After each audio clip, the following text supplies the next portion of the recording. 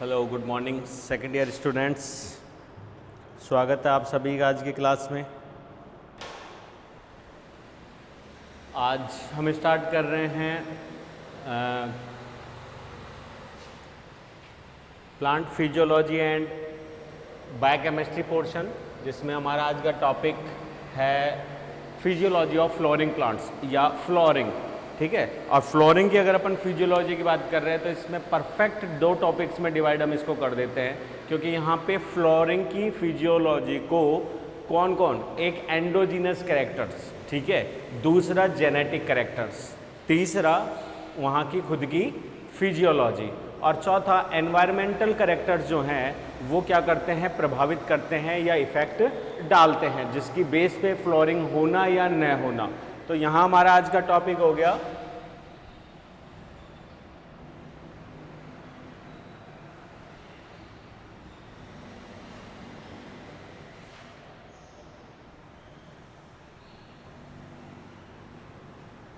Plant physiology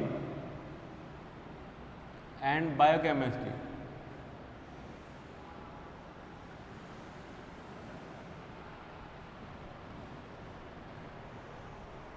plant physiology and biochemistry. तो plant physio में हमारे पास में टॉपिक है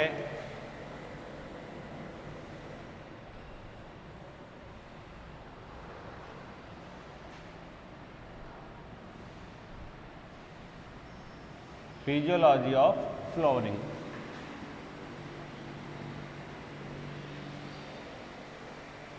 फिजियोलॉजी ऑफ फ्लोरिंग, कार्य की, किसकी, पुष्प की। पुष्प भी नहीं, इसको फ्लोरिंग है तो पुष्पन।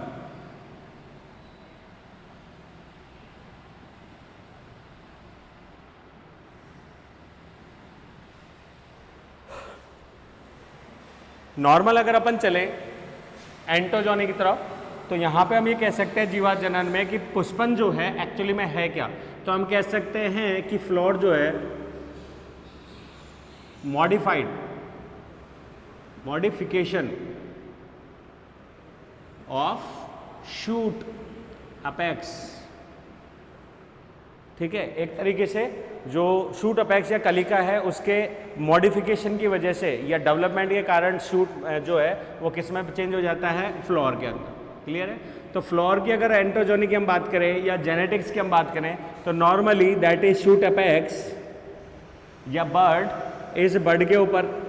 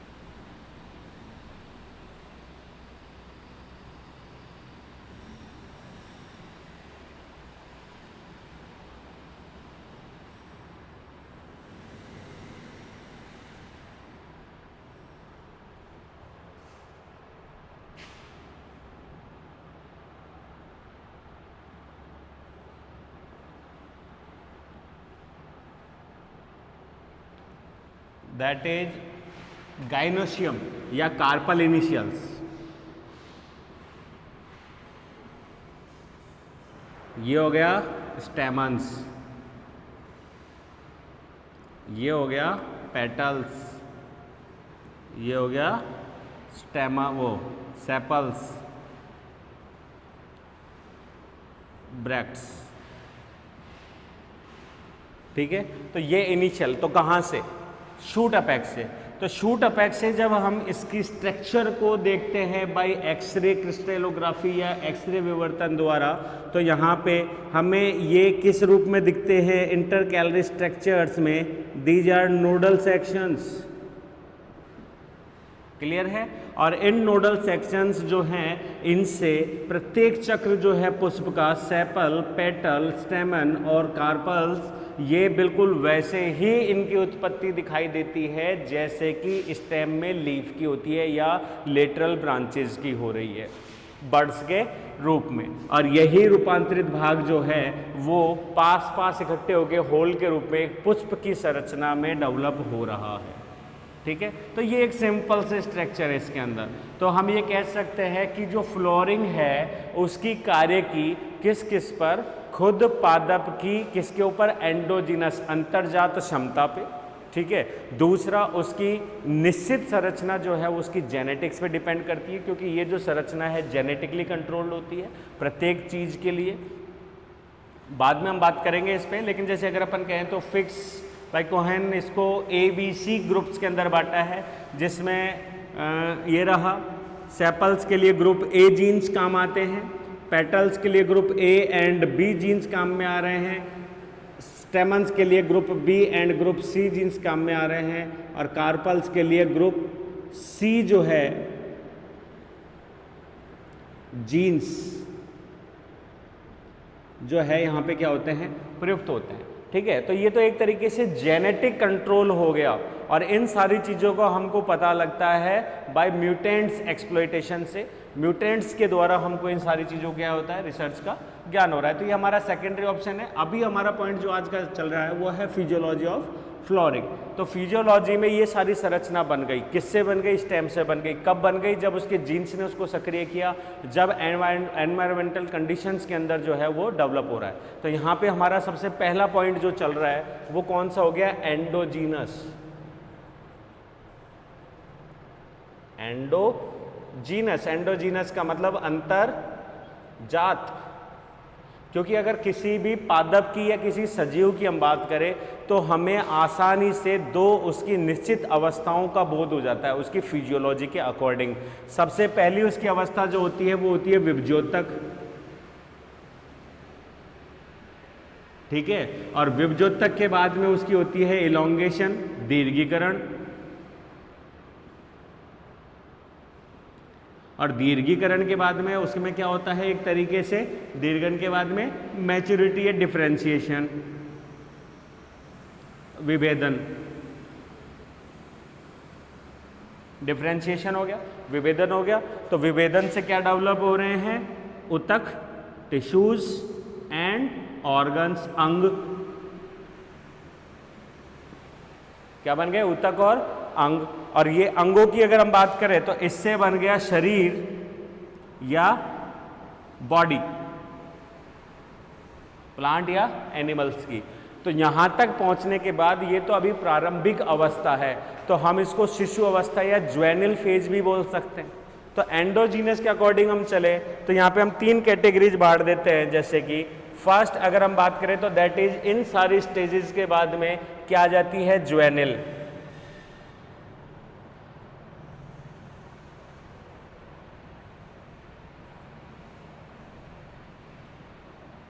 ज्वेनिल फेज। ज्वेनिल को हम बोल सकते हैं एक तरीके से शिशु अवस्था के पास की चीज, जैसे तरुण, संतति, शिशु, तरुण कर देते हैं।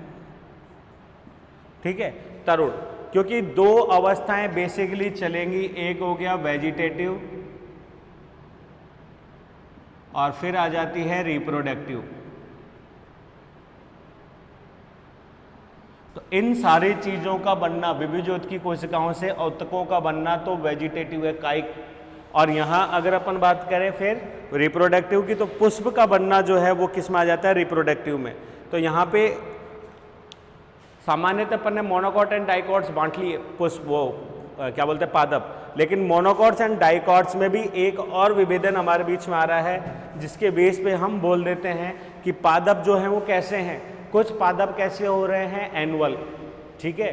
कुछ पादप एनुअल जिनको हम बोल रहे हैं उनमें एनुअल मतलब पूरा एक वर्ष का भी समय नहीं लेते, लगभग बरसात ऋतु में 2.5 से 3 महीने के अंदर अंदर वो अपने जीवन चक्र को सीड बना के कंप्लीट कर लेते हैं, ठीक है। वहीं कुछ एनुअल्स हो गए, बाइनियल्स का मतलब द्विवर्षीय, और पेरिनियल का मतलब हो गया बहुवर्षीय। तो ऐसे में अलग अलग जो फिजियोलॉजी है पादपों की पुष्पन के लिए वो भी अलग अलग होगी। जैसे बेसिक कंसेप्ट में हम इस चीज़ को डाल लें कि जो पादप केवल किसी पर्टिकुलर ऋतु के लिए, जैसे बरसात ऋतु के लिए, जैसे आर्जिमोन मैक्सिकाना कोई अगर अपन रखें कटेली, पीली कटेली, तो उसका जीवन चक्र बहुत कम, लगभग 2-2.5 महीने के अंदर अंदर वो कंप्लीट हो जाता है। सीड्स बना के परसिस्टेंट अवस्था में सीड्स को विमोचित कर रही है, उसके बाद में नेक्स्ट वापस फेवरेबल कंडीशन में वही सीड जो है जर्मिनेट होकर नया ज्वेनिल पादप को तैयार करेंगे। तो ऐसे में जो वेजिटेटिव स्ट्रक्चर है वो एक अलग है। जैसे कि अभी मैंने कहा आर्जिमोन का वेजिटेटिव प्रावस्था बहुत कम है। एनुअल की हम बात करें, बाइनियल की बात करें तो प्रथम वर्ष उसका वेजिटेटिव में जाएगा और द्वितीय वर्ष जो है रिप्रोडक्शन में जाएगा। वैसे ही अगर अपन पेरिनियल की बात करें तो प्रारंभ के कुछ वर्ष जाएंगे वेजिटेटिव में और कंप्लीट वेजिटेटिव डेवलपमेंट होने के बाद फिर उसके वर्ष जो हैं वो किस में जाएंगे, रिप्रोडक्टिव में। और वहाँ पे भी अलग अलग वेरिएशंस है। कुछ वर्ष प्रत्येक वर्ष रिप्रोडक्शन के लिए पुष्प बनाते हैं और कुछ वृक्षों के अंदर जो है वो पुष्पों का बनना भी एक अंतराल के बाद होता है, प्रतिवर्ष नहीं देखने को मिलता। तो ये इनकी अंतर्जात एक तरीके से क्षमता है, ठीक है। तो उसी चीज़ को हम यहाँ पे डेवलप कर रहे हैं। तो दैट इज ज्वेनिल फेज। ज्वेनिल फेज बिल्कुल तरण है जिसके अंदर क्या बोलते हैं, विभेजन, दीर्घीकरण और विभेदन हो रहा है अभी तक। तो ऐसे में इनमें रिप्रोडक्शन नहीं है। सेकेंड फेज जो हम इसकी कैटेगरी में बांट देंगे दैट इज एडल्ट। एडल्ट के लिए हम कह सकते हैं वयस्क, और वयस्क के लिए हम कह सकते हैं कि यहाँ पे डिफरेंशिएशन कंप्लीट हो चुका है, अब विभाजन या विभेदन नहीं हो रहा, मतलब वो दीर्घीकरण नहीं हो रहा, विभेदन हो रहा है और विभेदन से ऊतक और ऑर्गन बन चुके हैं। इसका मतलब सेक्स ऑर्गन्स भी डेवलप हो चुके हैं, काइक ऑर्गन्स की डेवलपमेंट भी कंप्लीट हो चुकी है और उसकी जो ग्रोथ लिमिट्स है वो कंप्लीट हो गई, मतलब जितनी उसको ग्रोथ करनी थी वेजिटेटिव की कंप्लीट हो गई। तो then they can convert into adults. अब एडल्ट में हमारे पास में दोनों अवस्थाएं आ जाएंगी, वेजिटेटिव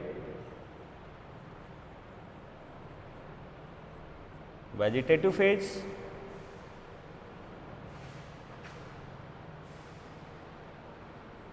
ठीक है, एंड थर्ड इसी में एडल्ट में रिप्रोडक्टिव।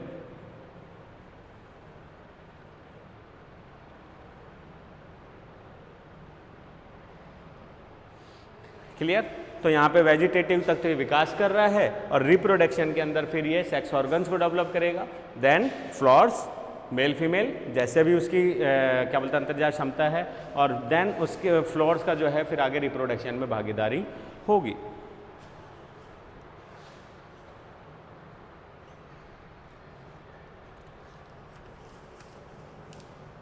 तो कहने का मतलब यहाँ पे इन सारी बातों से भूमिका जो है वो यही है कि कोई भी पादप जो है उसमें वेजिटेटिव रिप्रोडक्शन जो हिस्सा है वो नेसेसरी है। उसी की वजह से वो अपनी नेक्स्ट जनरेशन को जो है वो क्या करता है, एक तरीके से प्रकट करता है। और जो सेक्सुअल रिप्रोडक्टिव प्लांट्स है उसमें फ्लोर बनेगा ही बनेगा, लेकिन उनका एक फिक्स फिजियोलॉजी या पीरियोडिज्म होता है जिसकी कारण जो है ये सारी चीज़ें यहाँ पे सामने आती है। अब यहाँ पे इसी को हम दो कैटेगरीज में और बांट देते हैं। जो रिप्रोडक्टिव फेज आ रही है वो भी एडल्ट हो चुका है, वेजिटेटिव हो चुकी है। अब यहाँ पे रिप्रोडक्टिव कुछ छोटी सी टर्मिनोलॉजीज में बांट देते हैं और ये टर्मिनोलॉजी हमारे एक तरीके से न्यूटाइप के लिए काफ़ी काम की चीज़ होती है।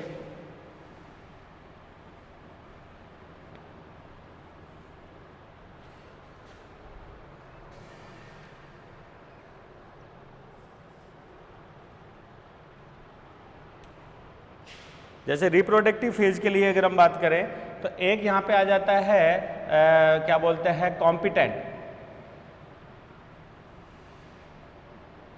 ठीक है, कॉम्पिटेंट के लिए हम यहाँ पे बोल सकते हैं एक तरीके से समर्थ। और दूसरा इसके अंदर जो टर्मिनोलॉजी है रिप्रोडक्शन की, उसमें हम नाम दे सकते हैं यहाँ पे डिटरमाइंड, मतलब निर्धारित।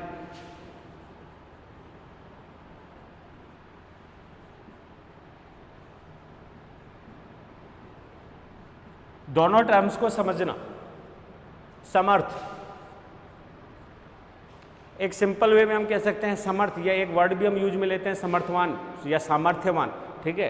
तो समर्थ की अगर अपन बात करें कॉम्पिटेंट, अर्थात ये वो अवस्था है या ये वो पादप की अवस्था है जिसमें वो वेजिटेटिव रिप्रोडक्शन या वेजिटेटिव फेज को कंप्लीट कर चुका है और अब उसको ग्रोथ की आवश्यकता नहीं है। अर्थात अगर हम उससे ग्रोथ स्टिमुलेटर्स को दें, अगर हम इस पादप को ग्रोथ स्टिमुलेटर्स दें तो ये उनके प्रति एक तरीके से निष्क्रियता दर्शाएगा, मतलब इनको उनकी आवश्यकता नहीं है।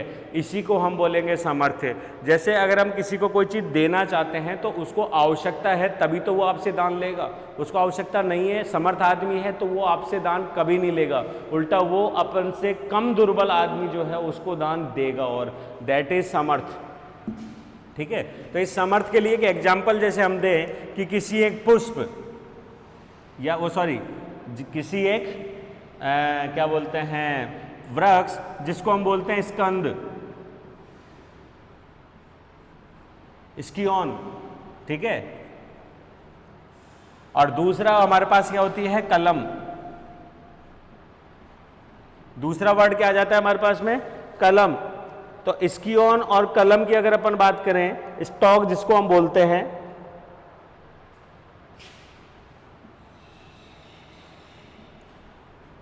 तो वेजिटेटिव प्रोपोगेशन में जो हम ग्राफ्टिंग करते हैं, उस ग्राफ्टिंग में हम क्या कर रहे हैं, हम किसी पादप के तने के ऊपर, ये उसकी ब्रांच है, और ब्रांच के ऊपर किसी दूसरी ब्रांच की क्या कर देते हैं, कलम बांध देते हैं, ग्राफ्टिंग कर देते हैं। तो ये मेन पादप जो हो जाता है जो कि वेजिटेटिवली स्ट्रॉन्ग है और पोषण के रूप में स्ट्रॉन्ग है, वो हो गया स्कंद, और जो कलम है वो इसके ऊपर डिपेंड करेगी। तो ऐसे में अगर यहाँ समर्थ का एक एग्जाम्पल लें या प्रैक्टिकली इसको करके देखें तो क्या हो रहा है, हम एक पादप के ऊपर एक ऐसी ग्राफ्ट कलम, ऐसी कलम को ट्रांसफर कर रहे हैं जिसकी फिजियोलॉजी फ्लोरिंग के लिए कंप्लीट है, मतलब वो फ्लोरिंग के लिए उद्दीपित है, उसमें बड डेवलप हो चुकी है और वो फ्लोरिंग कंप्लीट करेगी। तो ऐसी कलम को यहाँ पे डालने पर अगर ये इसको क्या कर लेता है, एक्सेप्ट कर लेता है और इसके ऊपर जो है वो पुष्पन की क्रिया हो जाती है, तो इसका मतलब ये जो स्कंद था वो क्या है, समर्थ है। अगर ये समर्थ नहीं होता तो ये उसको सप्लाईज भी नहीं देता और ग्राफ्टिंग को कंप्लीट नहीं होने देता। दूसरा एग्जाम्पल यहाँ पे अपन डिटरमाइंड की अगर ले तो निर्धारित वो परिकल्पना है जो ये कहती है कि पुष्पों का बनना पहले से निर्धारित होता है। जैसे हमने एंडोजीनस में दूसरी शब्द यूज में ली थी जेनेटिक्स के रूप में, अर्थात ये तो है तब जब उसकी एज पूरी नहीं हुई लेकिन वो समर्थ है, क्लियर है, तो ये समर्थवान हो गया। यहाँ पे हम बात कर रहे हैं कि चाहे वो समर्थ हो चाहे नहीं हो, लेकिन जब तक उसकी पर्टिकुलर पीरियड कंप्लीट नहीं हो जाता चक्र, तब तक वो पुष्पन नहीं करेगा। जैसे इसका एक एग्जाम्पल दो, इसका एग्जाम्पल तो ये हो गया, इसका एग्जाम्पल हम जैसे एक एग्जाम्पल ले लीजिए, तंबाकू ही ले लीजिए। टोबैकम की हम बात करें तंबाकू में, तो एक सिंपल पादप जिसमें लगभग 30 नोड्स हैं। कितने नोड्स हैं, 30। अभी हमने जो डायग्राम बनाया था उसमें कितने नोड गए, एक नोड गया सबसे एपेक्स, तो अपेक्स वाला नोड किस पे गया, कार्पल्स में, उसके नीचे वाला नोड किस में गया, स्टेमन में, उससे नीचे वाला किस में गया, पेटल में, और उससे नीचे वाला किस में गया, सेपल में, क्लियर है। तो 4 नोड खराब हो गए।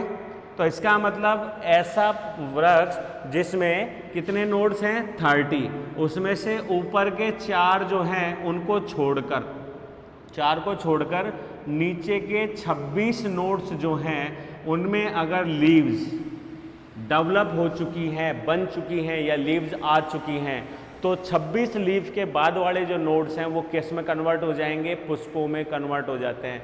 दैट इज निर्धारित, डिटरमाइंड, ठीक है। तो ये जैसे एक तरीके से पूर्व निर्धारित है कि इस पादप में इतनी नोड्स के बाद में पुष्प डेवलप होगा या इतनी लीव्स के बाद में पुष्प का डेवलपमेंट होगा। तो ये चीज़ें होती हैं निर्धारित। तो ये इन 2 डिपेंडेंसीज के ऊपर भी पुष्पन की जो है वो क्या बोलते हैं, निर्धारण होता है, क्लियर है। तो यहाँ 2 चीज़ें हो गई हमारी। तीसरा पॉइंट यहाँ पे डिस्कस कर लेते हैं, बायोकेमिकल सिग्नल्स। बायोकेमिकल सिग्नल्स अभी पूर्ण रूप से ज्ञात नहीं हैं, लेकिन जैसे कुछ हार्मोन्स की हम बात करें, क्योंकि जब हम इस पूरी क्रिया को देखते हैं और कुछ फाइटोक्रोम्स इनके ऊपर सीक्रेट करते हैं तो उनमें पुष्पन की क्रिया जो है वो प्रभावित हो जाती है और ये पुष्पन के लिए क्या हो जाते हैं, स्टिमुलेट या प्रेरित हो जाते हैं। तो ऐसे में हम ये मान सकते हैं कि पादपों में चाहे अंतराकोशिकीय हो चाहे अंतरकोशिकीय हो, कोई ना कोई ऐसे केमिकल सब्सटेंस बनते हैं जो कि क्या करते हैं, पुष्पन की क्रिया को स्टिमुलेट करने का कार्य करते हैं, उद्दीपित करने का कार्य करते हैं।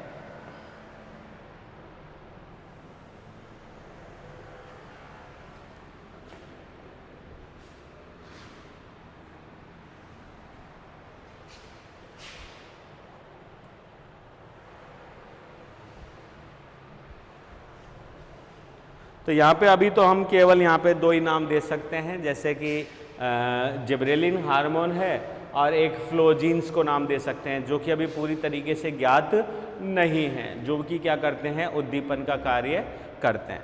अब आते हैं एनवायरमेंटल फैक्टर्स पे, जो कि प्लांट की फिजियोलॉजी या पुष्पन की फिजियोलॉजी को क्या करते हैं, इफेक्ट करते हैं। और यहाँ पे हमारे पास में दो ही बेसिक कंसेप्ट्स के रूप में हम यहाँ पे पढ़ेंगे।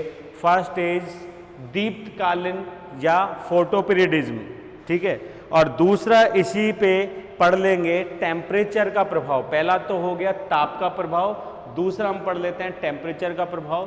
ताप का प्रभाव कहलाता है दीप्तकालिक, फोटोपीरियडिज्म। दूसरा जो टेम्परेचर का प्रभाव पड़ता है दैट इज वर्निलाइजेशन, बसंतीकरण, ठीक है, बसंतीकरण के रूप में उसको हम कंसेप्ट को आगे बढ़ाएंगे।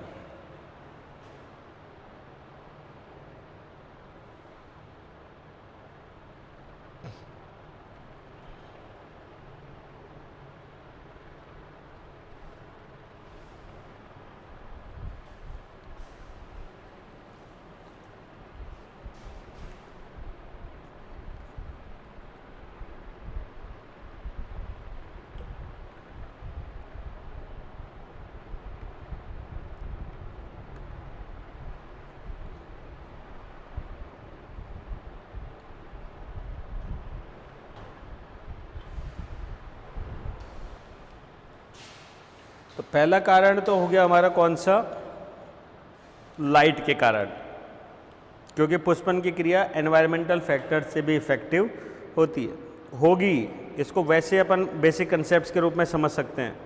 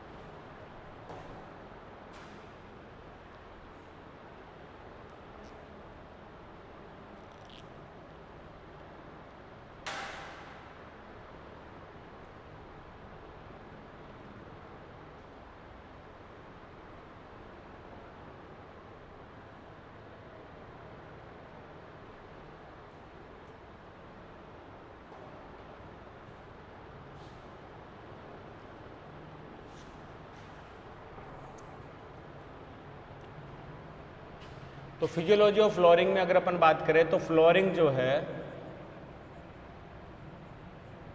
दो फैक्टर्स पे, दो फैक्टर्स कारकों पर निर्भर करती है। फर्स्ट इज लाइट, ठीक है, and light is known as photoperiodism, दीप्त काली।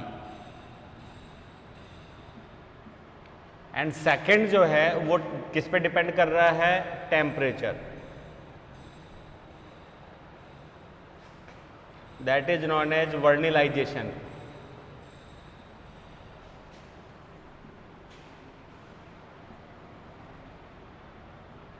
इसको बोल देते हैं बसंती,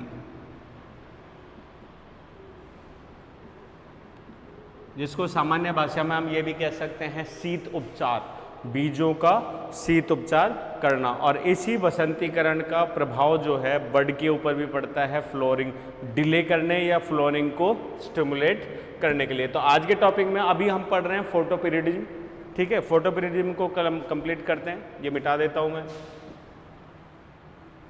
तो सबसे पहले तो व्हाट इज फोटोपीरियडिज्म। हमने दिन के समय को दो भागों में बांटा है, एक भाग हो गया हमारा दिन और एक भाग हो गया हमारा रात, ठीक है। और कुछ समय जो है वो बढ़ जाता है रात और दिन के बीच में, जैसे प्रातः काल को हम भोर का समय बोल देते हैं और प्रभात का, और जो शाम को टाइम होता है उसको हमने डिवाइड कर दिया किस में, शाम में।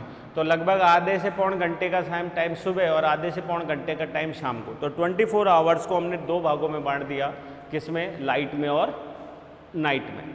मतलब light equals to day and night equals to रात के रूप में, अंधकार के रूप में। अब नहीं था पता कि इससे कुछ होता है कि नहीं होता, लेकिन आज की रिसर्च में कंप्लीटली हम इस चीज़ को जान पाए हैं कि पौधों के विकास तथा पौधों के एक तरीके से फ्लोरिंग के लिए दिन की लंबाई का या रात की लंबाई का, तो दिन में क्या है एक्चुअली में लाइट इंटेंसिटी बहुत काम की चीज़ है यहाँ पे, क्योंकि जाने अनजाने में सबसे बड़ी चीज़ जो है वो है विबग्योर, ठीक है, जो कि लगभग प्रकाश जो हमारा चल रहा है 370 nm के आसपास से, हम इसको यूज में ले रहे हैं 680 nm तक। हालांकि हम इसको 700 nm बोल देते हैं, लेकिन जैसे 680 से ऊपर की तरफ अगर हम लेके जाते हैं तो दैट इज इंफ्रारेड, ठीक है, जो कि ये जाता है लगभग 730 से 735 nm तक। तो जो फोटो सिस्टम फर्स्ट है लीव्स के अंदर, वो उस लाइट को भी एब्जॉर्ब करने की क्षमता रखता है। लेकिन इमल्शन इफेक्ट की अगर अपन बात करें, जो कि हिल ने भी समझाया, उन्होंने कहा कि इस दृश्य प्रकाश से नीचे की तरफ की वेवलेंथ तो एब्जॉर्ब करने के लायक नहीं है, क्योंकि उनके अंदर जो है रेडिएशन या आयनिक स्ट्रेंथ बहुत ज़्यादा है। लेकिन अगर इन रेंज की हम बात कर रहे हैं तो इनके अंदर जो है वो एब्जॉर्प्शन कैपेसिटी हर प्रकार के पिगमेंट की नहीं है, एक चीज़। दूसरा, वो पिगमेंट्स जो लगभग 680 या 700 से ऊपर के तरंगदैर्ध्य प्रकाश को अवशोषित करते हैं, उनकी वजह से फोटोसिंथेटिक जो रेट है उसमें भी क्या मिला, कमी, अवनमन देखने को मिलता है। इसी चीज़ को उन्होंने रेड ड्रॉप के नाम से कहा, ठीक है। लेकिन वहीं उन्होंने इसी में एक और इमल्शन इफेक्ट डाला, और वो ये था कि अगर हम हाई रेंज के साथ में कुछ ले रेंज या इंटेंसिटी की लाइट को भी प्रोड्यूस करते हैं, तो ये जो स्टिमुलेशन है ये उद्दीपन को तेज कर देता है। और वैसा ही कंसेप्ट जो है वो यहाँ पे आ रहा है किसके अंदर, फोटोपीरियडिज्म में। इसी वजह से दो शब्द से मिलके बना है। फोटो का मतलब हो गया प्रकाश, फोटोन्स, और प्रकाश का मतलब हो गया विबग्योर। और विबग्योर में भी एक्चुअली में कौन सा, 480 nm वाली लाइट और 660 से 665 nm वाली जो लाइट है वो परफेक्ट है, रेड लाइट जिसे हम बोलते हैं। ये हो गया कौन सा, ब्लू। वहीं अगर अपन बात करें तो red light, that is infrared, that is red, ठीक है। तो ऐसे में प्रकाश। दूसरा पीरियड का मतलब हो गया कालांश, देरी, कितनी देर के लिए। और डिज्म का मतलब हो गया दैट इज दीप्त काल। इसको अगर हम बोलें तो इसका मतलब हो गया दीप्त काल, ठीक है। लेकिन इस दीप्त काल की वजह से पादप की फिजियोलॉजी में होने वाले एक तरीके से सक्रियता, इस दीप्त काल के कारण, इसी को उन्होंने नाम दिया दीप्त कालिता। अर्थात पादप में प्रकाश द्वारा होने वाली अनुक्रिया क्या कहलाती है, दीप्त कालिता कहला रही है। तो ये दोनों कंसेप्ट हमारे हो गए, अर्थात प्रकाश की अवधि, कालांश अवधि, ठीक है, प्रकाश की अवधि दैट इज फोटो पीरियडिक, और उस अवधि की वजह से पादपों की होने वाली अनुक्रिया या उनकी अनुक्रिया उद्दीपनों में होने वाले चेंज क्या कहलाते हैं? फोटो पीरियडिज्म या दीप्तकालिता, कालिक या दीप्तकालिता, कालिक का मतलब पादप और कालिता का मतलब प्रभाव कहलाता है। तो सर्वप्रथम गार्नर एंड एलार्ड ने लगभग 1920 में दीप्तकालिता पर प्रकाश डाला या उसकी व्याख्या को समझाया। अगर अपन उससे पहले की बात करें तो पहले भी लगभग 1913 में साइंटिस्ट आए क्लैप्स, जिन्होंने सेमी परवीनियम लगभग 1930 सेमी परवीनम प्लांट या पादप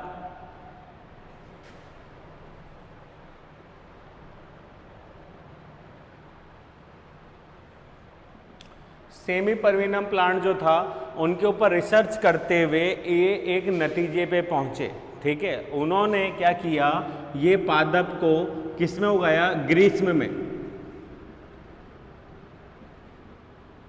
ग्रीष्म ऋतु में उगे या जर्मिनेट अंकुरित जो पादप थे उनमें पुष्पन कब होता है? शीत में। क्लियर है? लेकिन वहीं अगर अपन एक चेंजेस देखें तो जो शीत ऋतु में उगे हुए पादप हैं उनके अंदर जर्मिनेशन नहीं हो पा रहा, मतलब फ्लोरिंग नहीं हो पा रही, और वो ज़्यादातर पादप कैसे रह गए? कायिक रह गए।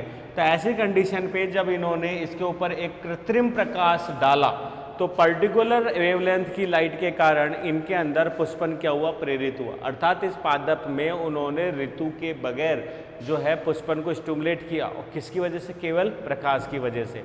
तो उन्होंने ये तो नतीजा निकाला कि पुष्पन में क्या है?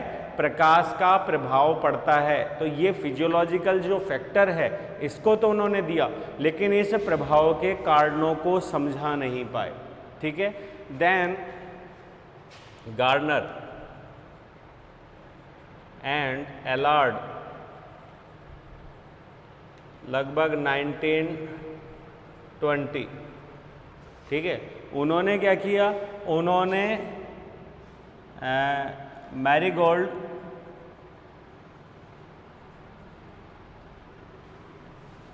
मैमोथ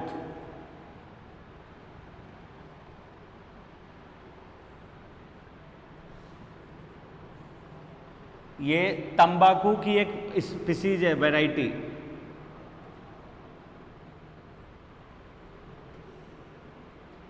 ये तंबाकू की एक जाति है,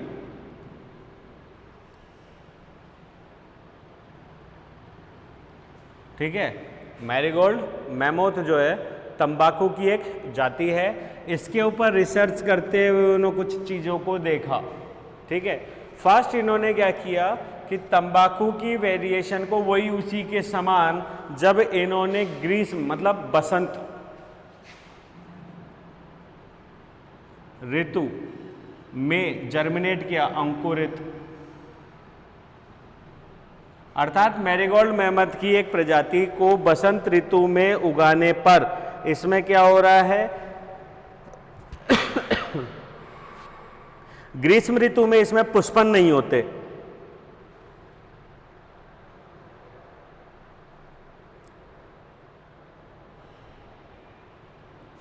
ग्रीष्म ऋतु में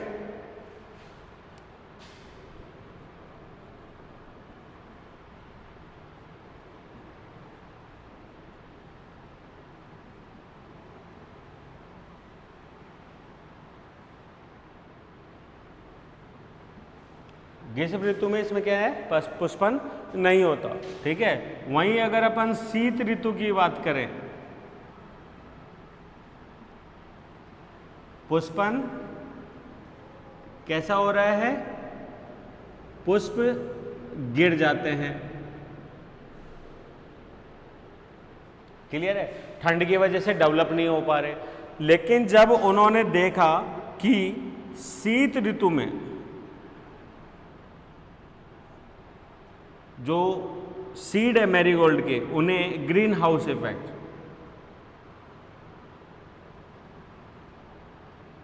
में जर्मिनेट करने पर, अंकुरित करने पर उनमें ग्रीष्म ऋतु में पुष्पन हुआ।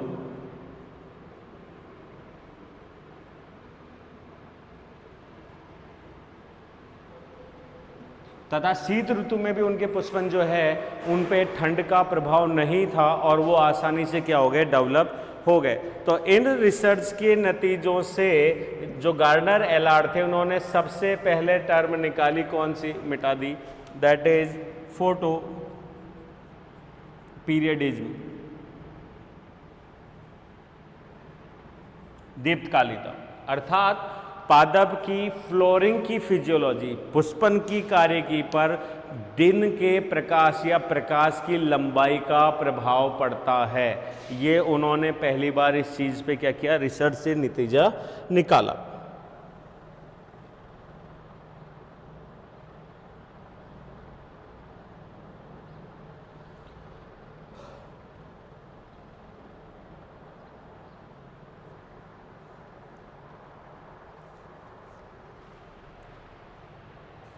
ठीक है, अब इसी को जब उन्होंने रिसर्च में देखा तो ये जो तंबाकू का पौधा है कांगेयीरा, इसको लगभग उन्होंने 17 घंटे किसमें, अंधकार में,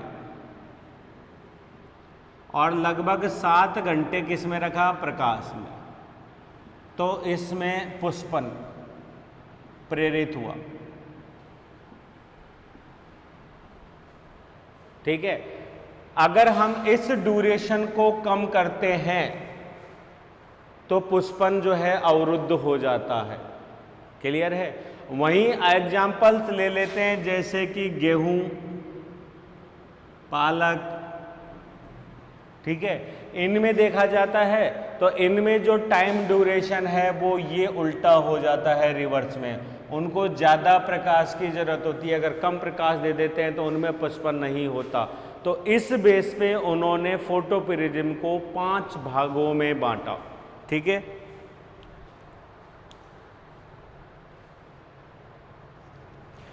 तो फोटोपीरियडिक रिस्पॉन्स के आधार पर जो दीप्तकालिता है या जो प्रकाश की अवधि है, फोटो पीरियड, उसको हम 5 कैटेगरीज में बांट सकते हैं। सिंपल वे में समझें तो 5 कैटेगरीज कौन सी हो गई, वे पादप जिन्हें लंबे प्रकाश अवधि की जरूरत है, अर्थात ज़्यादा धूप की जरूरत है, तो वो हो गए लॉन्ग डे प्लांट्स। वे पादप जिन्हें कम धूप की जरूरत है और ज़्यादा रात्रि की जरूरत है, उनको हम बोल सकते हैं शॉर्ट डे। वहीं एक कैटेगरी हो जाती है जिनमें दिन और रात की लंबाई से कोई प्रभाव नहीं पड़ रहा है, उन्हें एक पर्टिकुलर स्टिमुलेटिंग टाइम चाहिए, जो अगर हम उन्हें एक प्रदीप्ति के रूप में भी दे दें, एक फ्लक्चुएशन के रूप में भी, तब भी उनमें पुष्पन क्या हो जाती है, हो जाता है। तो इसको हम बोल सकते हैं उदासीन या डे न्यूट्रल प्लांट्स। ठीक है, तो ये 3 मेन कैटेगरीज। तो फर्स्ट यहाँ पे अपन बात कर सकते हैं, first is long day plants.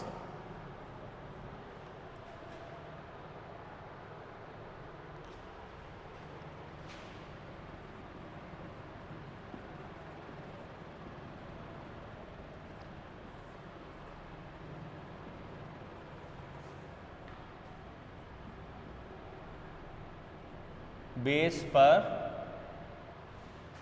Photo period,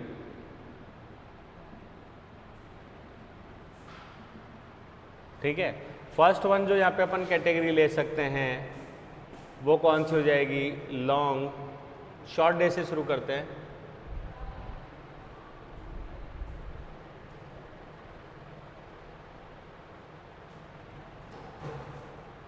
short day plants,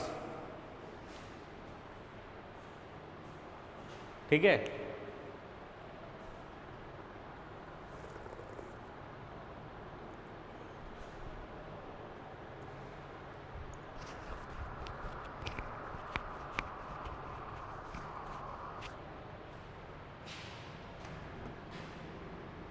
ठीक है।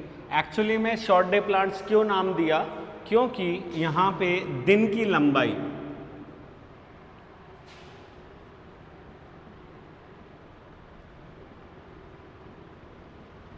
क्या है, अधिक, सॉरी कम, और अंधकार की लंबाई जो है क्या है, अधिक। दिन की लंबाई कम और अंधकार की लंबाई ज़्यादा। लगभग यहाँ पे जो दिन की लंबाई है शॉर्ट डे में वो आती है 8 से 10 घंटे के करीब। एक्चुअली में हम इसको अगर एवरेज के रूप में बोले तो हम ये कहते हैं कि इनकी लंबाई जो है वो 12 घंटे से कम होनी चाहिए। ठीक है, तो यहाँ की अगर अपन बात करें तो ये हो जाएगा हमारे कौन सा, 16 से 14 घंटे जो है वो क्या हो गए यहाँ पे रात।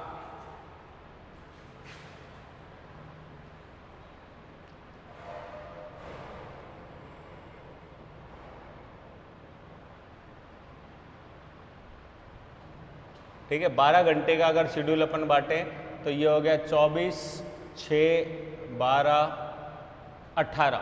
ठीक है, तो 12 घंटे से कम इतनी देरी तक तो क्या होगी इसके अंदर, रात।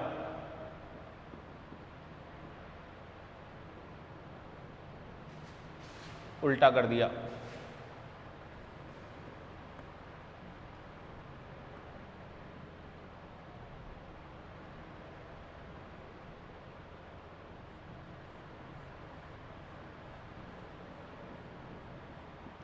दैट इज डे और ये हो गई नाइट।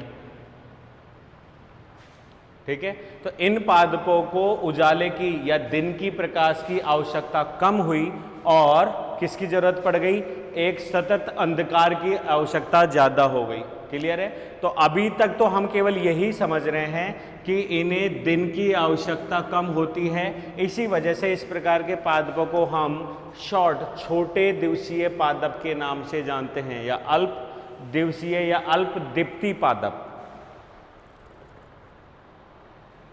अल्प दीप्ति पादप के नाम से हम इनको जानते हैं।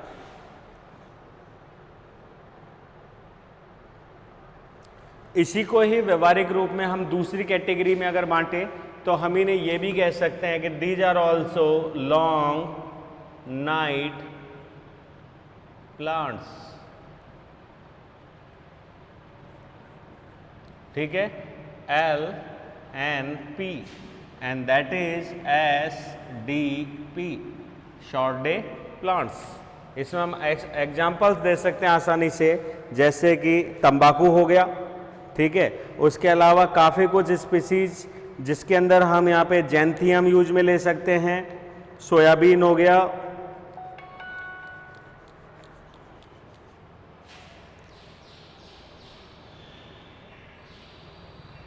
तंबाकू, जैंथियम, सोयाबीन, धतूरा,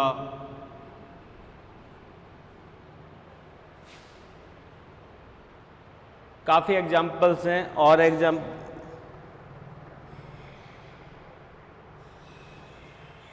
हेम्प, चीनोपोडिया, बथुआ,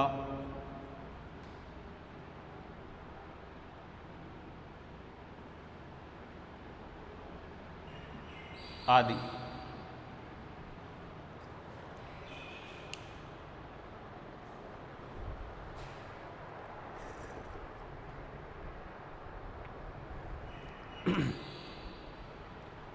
इसी में एक क्रिटिकल टाइम पीरियड और हम डालेंगे, वो हम बाद में डिस्कस कर लेते हैं। पहले एक बार इसका क्लासिफिकेशन कर लेते हैं।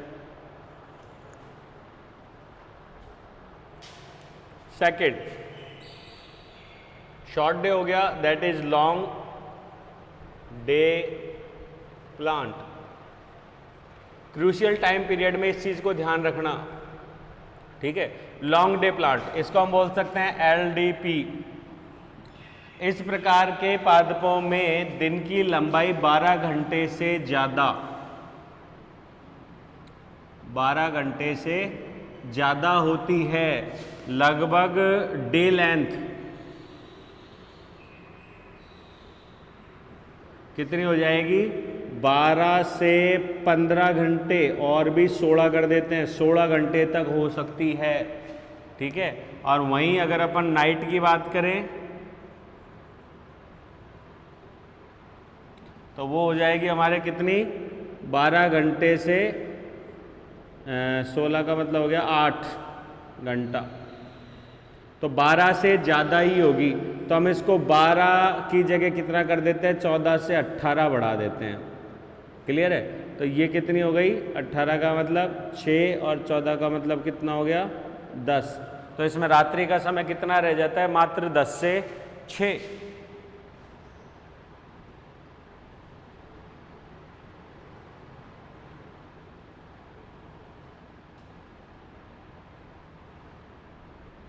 ठीक है, तो इसमें दिन की लंबाई ज़्यादा है और रात की लंबाई कम है, तो हम जब इन्हें दिन के कारण लॉन्ग डे प्लांट्स कह सकते हैं। तो these are also known as short night plants. अतः इन्हें अपने क्रियाकलाप कंप्लीट करने के लिए दिन में प्रकाश की आवश्यकता अधिक होती है। इनमें हम बेसिकली एग्जांपल्स अगर लें तो हम इसमें दे सकते हैं गेहूं,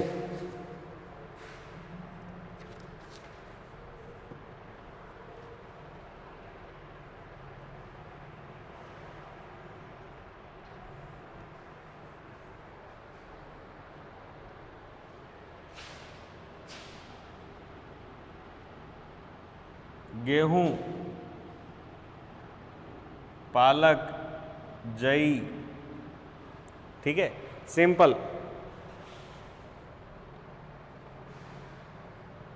चुकंदर है, अफीम है, हैनबैन है। हैनबैन पे हम प्रैक्टिकल भी करेंगे इसलिए हैनबैन लिख लेते हैं।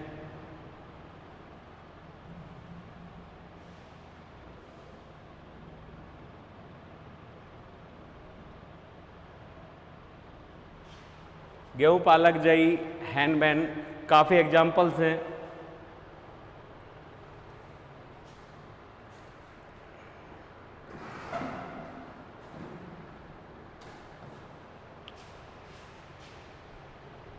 क्लियर है? थर्ड पॉइंट इसमें आ जाता है डे न्यूट्रल्स।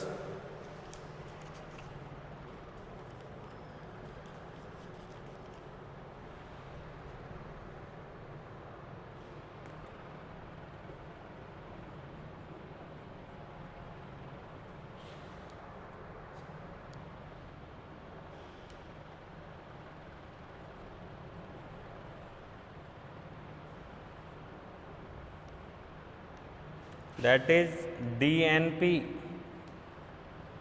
डे न्यूट्रल की अगर अपन बात करें तो एक्चुअली में इन पादपों पे दिन की लंबाई या रात की लंबाई का कोई विशेष महत्व या प्रभाव नहीं पड़ता है। ये अपने एक तरीके से दिन की लंबाई या रात के ऊपर इनकी मतलब फिजियोलॉजी जो है वो डिपेंड नहीं करती, और ये उचित मात्रा में दिन या उचित मात्रा में रात होने पर अपनी फिजियोलॉजी को कंप्लीट कर लेते हैं और पुष्पन को प्रभावित नहीं करते। तो इनके ऊपर दिन व रात की लंबाई या अवधि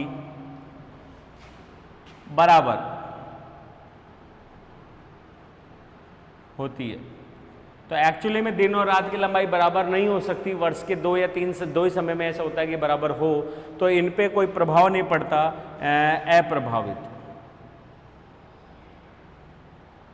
ये जो अप्रभावित शब्द यूज में लिया है वो इन 2 के रेफरेंस में है, जिसको हम क्रूशियल टाइम में भी पढ़ते हैं। मैं वहां पे भी समझा दूंगा, एक बार यहां और समझा देता हूं। इसको पहले शब्द में अगर आप समझे तो दिन की लंबाई कितनी है? मात्र ये रहा शॉर्ट डे प्लांट्स, इनमें दिन की लंबाई कितनी है? मात्र 8 घंटा। जबकि रात की लंबाई इसके अंदर कितनी जा रही है? लगभग 16 घंटा। ठीक है, 14 घंटे से 16 घंटे तक। तो इसका मतलब इनमें स्टिमुलेटिंग हार्मोन्स बनने के लिए या फिजियोलॉजिकल एसेप्ट्स को तैयार होने के लिए रात की ज़रूरत है, सतत अंधकार की ज़रूरत है। इसी वजह से एक्चुअली में जिसको हमने खोज की थी दिन की लंबाई के रूप में, अब हम उसको जानते हैं रात की लंबाई के लिए। अर्थात इन पादपों में हार्मोन्स के संश्लेषण के लिए रात्रि के सतत होने की आवश्यकता पड़ती है। क्लियर है? अब एक चीज़, इसको हमने न्यूट्रल क्यों कहा, इसीलिए समझा रहा हूँ। डे प्लांट्स जो है उसमें रात की लंबाई लंबी है, लेकिन उस लंबी रात में अगर हम उसमें किसी लाइट को फ्लक्चुएट कर दें, किसी कारण से कृत्रिम लाइट दे या उसकी अवधि को क्या कर दे, ब्रेक कर दे, सतत न रहने दें, तो इसकी वजह से पुष्पन की क्रियाविधि रुक जाएगी, नहीं हो सकती इंटरप्शन की वजह से। इसी वजह से इन्हें लॉन्ग लाइट, मतलब इन्हें लंबी रात भी चाहिए और सतत चाहिए, ठीक है। और यहीं अगर अपन डे की बात करते हैं तो इनको लंबा दिन चाहिए, लेकिन इस लंबे दिन में अगर हम इन्हें अंधकार से इंटरप्ट कर दें तो इन पे प्रभाव नहीं पड़ता, अर्थात इनकी रात्रि छोटी है, छोटी रात में ही इनके हार्मोन संश्लेषित हो जाते हैं, इसलिए इन पे प्रभाव नहीं पड़ रहा, इन पे प्रभाव पड़ रहा है। उसी वजह से इनके ऊपर भी प्रभाव नहीं पड़ रहा है, क्योंकि यहाँ पे रात की लंबाई से इन पे फर्क नहीं पड़ रहा। तो यहाँ पे दिन और रात की जो भी लंबाई हो, ये कैसे रहते हैं, अप्रभावित रहते हैं। इनमें हम ले सकते हैं कपास ले लो, मटर ले लो, टमाटर, सूरजमुखी। कपास, मटर, टमाटर, सूरजमुखी। जबकि सूरजमुखी जो है वो फोटोट्रॉपिज्म को जो है वो क्या बोलते हैं, निभाता है, फोटोट्रॉपिज्म की क्रिया वृद्धि को वो दर्शाता है।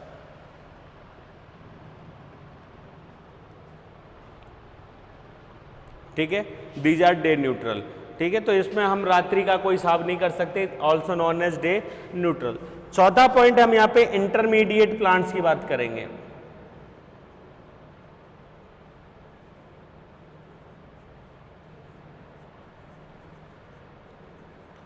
इंटरमीडिएट को हम मध्यवर्ती पादप कह सकते हैं, इन दोनों की स्टिमुलेशन के मध्य के।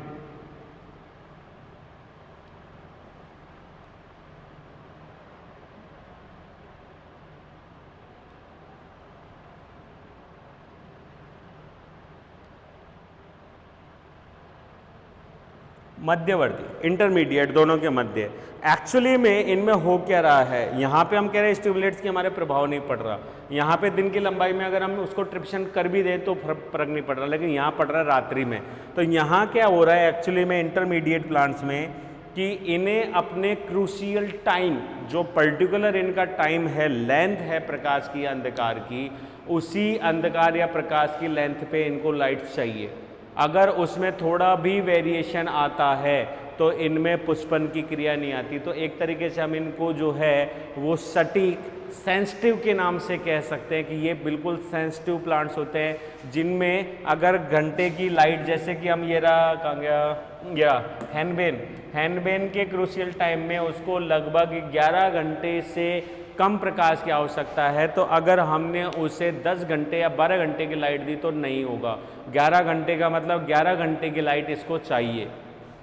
ठीक है, दीज आर इंटरमीडिएट प्लांट्स। इसमें हम आसानी से एग्जांपल्स दे सकते हैं, जैसे कि गन्ने की कुछ स्पीसीज हो गई, हैनबेन की कुछ स्पीसीज हो गई, एंड्रोपोगॉन्स की कुछ स्पीसीज, गन्ना, सैकेरम,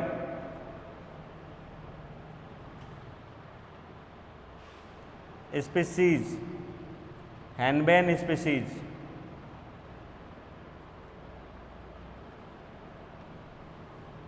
ठीक है, आदि। फिफ्थ पॉइंट हम यहाँ पे ऐड कर सकते हैं। फिफ्थ पॉइंट हो जाता है हमारा एम्फी फोटो पीरियडिक।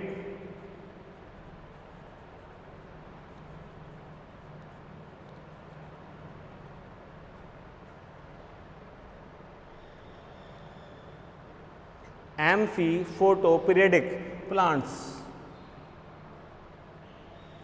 ये जस्ट इसके उल्टे हैं। यहाँ इनको अपना क्रूशियल टाइम कंप्लीट चाहिए, अगर वो टाइम इसे नहीं मिलेगा तो ये स्टिमुलेट नहीं होंगे या फ्लोरिंग नहीं करेंगे। वहीं ये प्लांट उल्टे हैं, इन्हें वेरिएशन पसंद है। अगर इन्हें क्रूशियल टाइम पीरियड मिला तो ये फ्लोरिंग नहीं करेंगे। इन्हें हमेशा अपने जो वो है फोटो पीरियड उससे कम या उससे अधिक प्रकाश की आवश्यकता दे दीजिए, मतलब स्टिमुलेट कर दीजिए, ये उद्दीपित हो जाएंगे, अन्यथा ये उद्दीपित नहीं होंगे। मतलब इन्हें सटीक प्रकाश की कभी भी आवश्यकता नहीं होती है। इसमें हम एग्जाम्पल दे सकते हैं media elegance.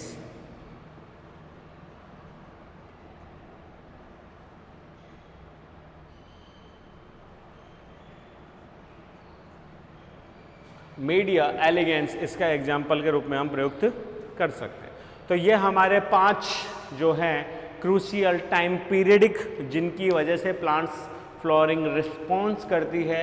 Short day plants जिनमें दिन की लंबाई कम है 12 घंटे से, लॉन्ग डे प्लांट जिनमें दिन की लंबाई 12 घंटे से ज़्यादा है, डे न्यूट्रल प्लांट्स में दिन की लंबाई या रात्रि की लंबाई का कोई विशेष प्रभाव नहीं है, तो हम ये मान लेते हैं दिन की लंबाई बराबर बराबर।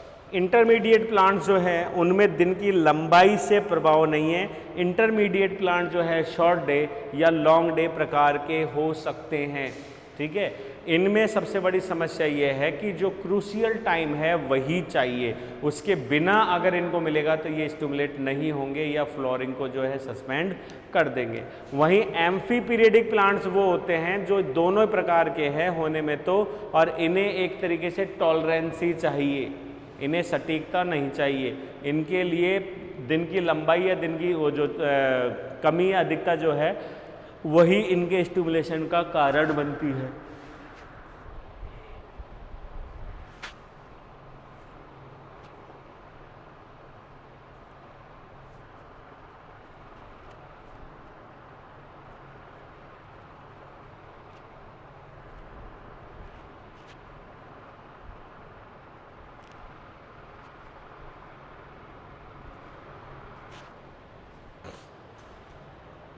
अब इसी से रिलेटेड हम टॉपिक पढ़ लेते हैं क्रूशियल।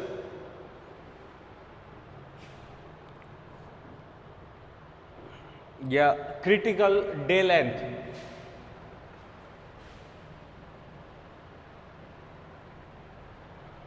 एक बार मिटाई देते हैं पूरा।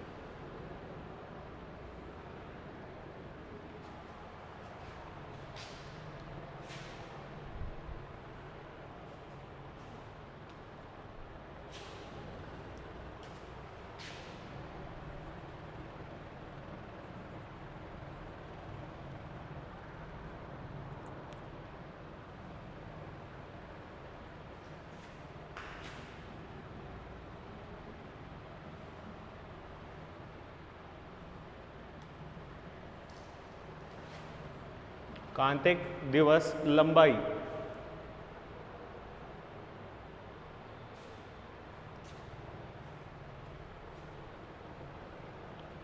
कांतिक दिवस लंबाई जो अभी मैंने शॉर्ट डे या लॉन्ग डे में आपको समझाया, कांतिक दिवस का मतलब वो एक्चुअल लब्धि जिसके मान से क्या हो रहा है, यहाँ पे पादपों में पुष्पन जो है वो प्रभावित हो रहा है, और उसी के बेस पे हमने पादपों को 2 कैटेगरीज में बांट दिया, शॉर्ट डे प्लांट और लॉन्ग डे प्लांट। जबकि एक्चुअली में अगर हम इनकी क्रियाओं को देखें तो यहाँ पे दिन की जगह जो इफेक्टिव मोड है वो क्या है, नाइट। तो इसके बेस पे हम लॉन्ग डे प्लांट को क्या बोल सकते हैं, शॉर्ट लेंथ या नाइट प्लांट्स, और वहीं क्या बोलते हैं जो शॉर्ट डे प्लांट्स हैं उनको हम बोल सकते हैं लॉन्ग नाइट प्लांट्स, और जो लॉन्ग डे प्लांट्स हैं उन्हें हम बोल सकते हैं वो लॉन्ग नाइट प्लांट्स।